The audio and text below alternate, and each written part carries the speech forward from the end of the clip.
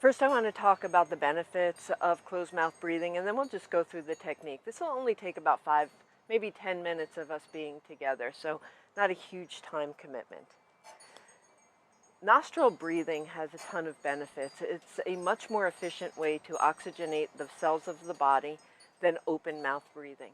Also, the pathways when we take air in through the nose are designed to filter what comes in and what leaves the body. So that can mean anything from particles in the air to pathogens in the air, or even those little tiny gnats that you might encounter as you're out on a particularly humid day, biking, or any other thing that you have decided to do outdoors that day.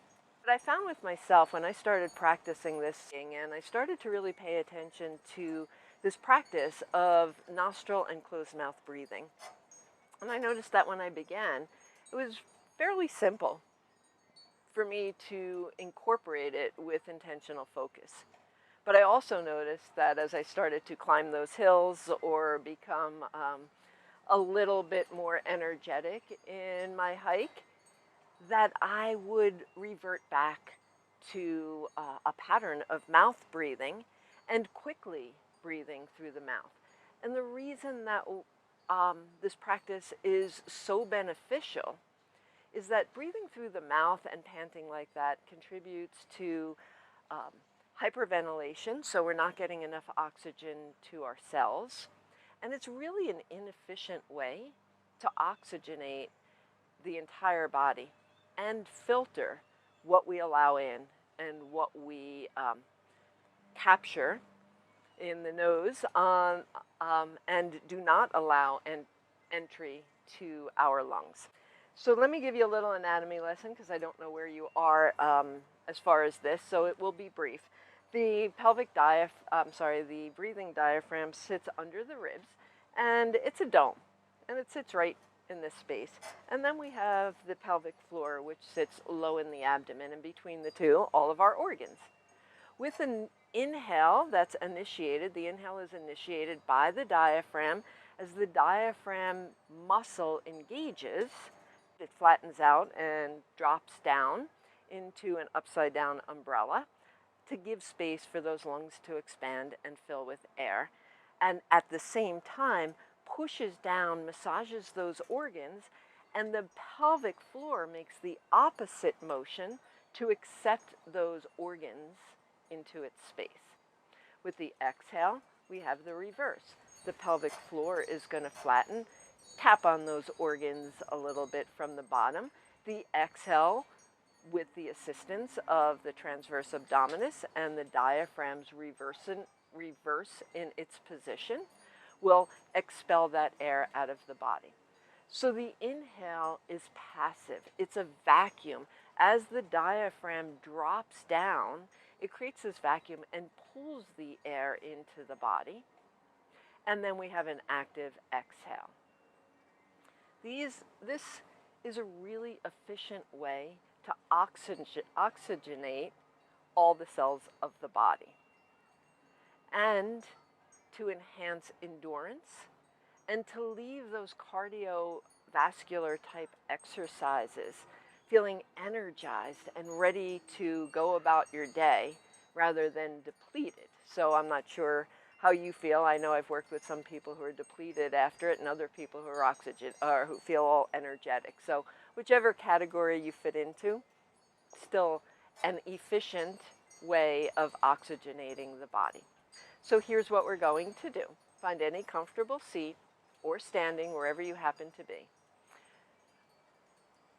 The tongue, we want to learn, there's a lot of stress habits that go along with the tongue, and oftentimes it is intention.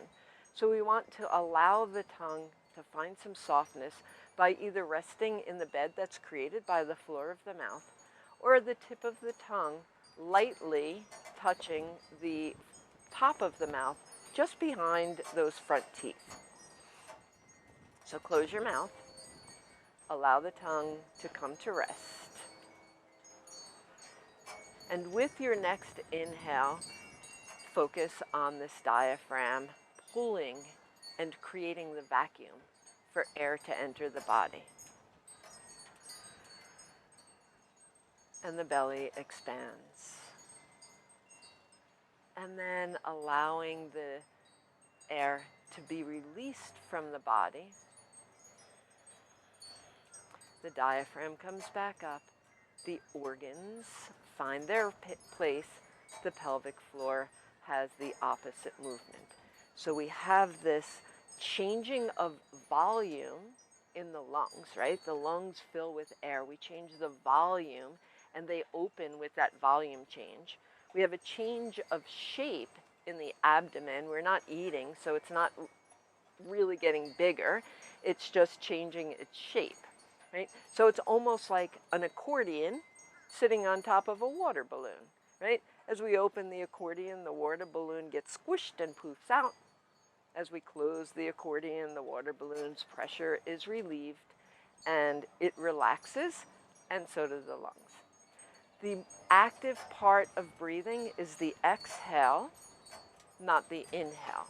The inhale is a vacuum, the exhale is active. Let's do that one more time. Allow the tongue to come to rest in the floor of the mouth, or resting just behind those top teeth.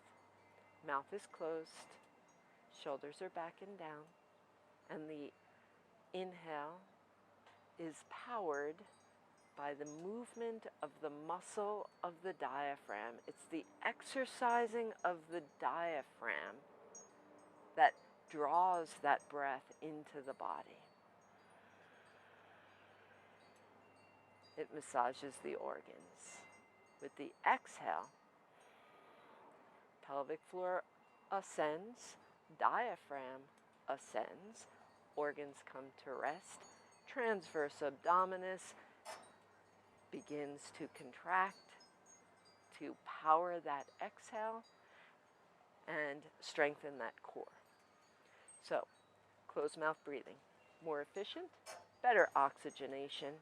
It enhances endurance, filters our air, and it's a core exercise. You will be exercising the muscle of the diaphragm, exercising the muscles of the pelvic floor, exercising transverse abdominis, and having a great time. If you find yourself, you're tiring a little bit, or it is a challenging hill that you're trying to climb, and you find yourself coming back into the habit of open mouth breathing, be kind to yourself. Take a moment to remind yourself. Close your mouth and practice. Breathe in through the nose. Breathe out through the nose. That's your practice. Let me know how it goes. I'm really interested in hearing how easy or not it is for you, and if you get any benefits from this that you notice while you're doing your cardiovascular exercises. Any questions, please always reach out and talk to me about them. I'm happy to connect with you in any way that I can. Namaste. Om Shanti. And just so you know what that means, Namaste means the light in me honors the light in you. And Om Shanti, I bid you peace.